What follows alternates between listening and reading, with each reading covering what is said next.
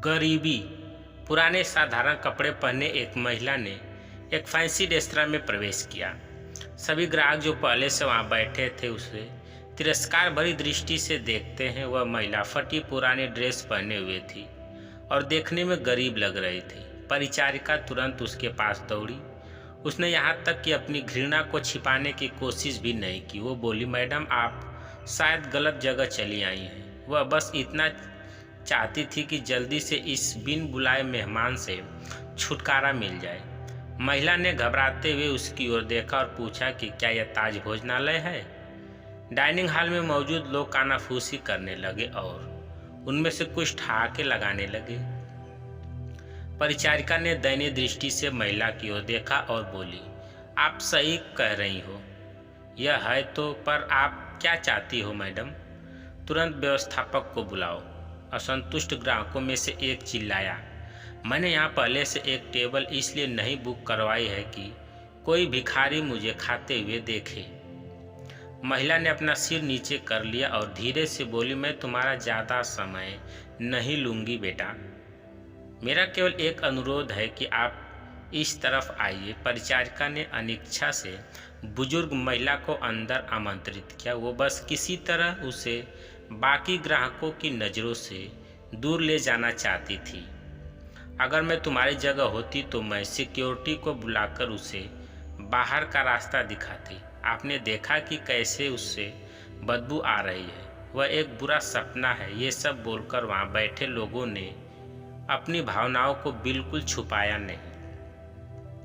महिला मिठाइयों के शोकेस में गई और काफ़ी देर तक उसे देखती रही। वेटर उसे देखकर हंस रहे हैं। वे कह रहे हैं अगर वह यहाँ मुफ्त में खाने की उम्मीद करती है तो उसे कुछ नहीं मिलने वाला है। ऐसा लगता था कि महिला ने उनकी बातों पर ध्यान नहीं दिया। महिला बोली, मुझे बताओ बेटा, क्या लेमन केक को केवल आधा खरीदना संभव है? इसकी लागत क्या है? मेरे पास 10-10 की 17 नोट है। उसने हाथ में कुछ मुड़े तुड़े पुराने नोट दिखाते हुए पूछा। वेटर्स ने बमुश्किल हंसी रोकी। मैडम, मुझे नहीं लगता कि आपके पास इस केक के एक टुकड़े के लिए भी पर्याप्त पैसा है। यह केवल केक नहीं है बल्कि हमारे महाराज शेफ द्वारा किया गया कला का काम है। इसके अलावा हम इसे आधे में नहीं बेचते हैं। गरीब महिला शर्मसार हो गई। उसे ऐसा लगा कि उसके अंदर कुछ टूट गया हो। धीरे धीरे वह निराश कदमों से चलते हुए बाहर निकलने लगी। अचानक उसे रेस्तरां के कोने में अपनी पत्नी के बगल में बैठे सैन्य वर्दी पहने एक व्यक्ति ने बुलाया, मैडम कृपया यहाँ आओ, आप बहुत निराश लग रही हैं। कुछ हुआ है?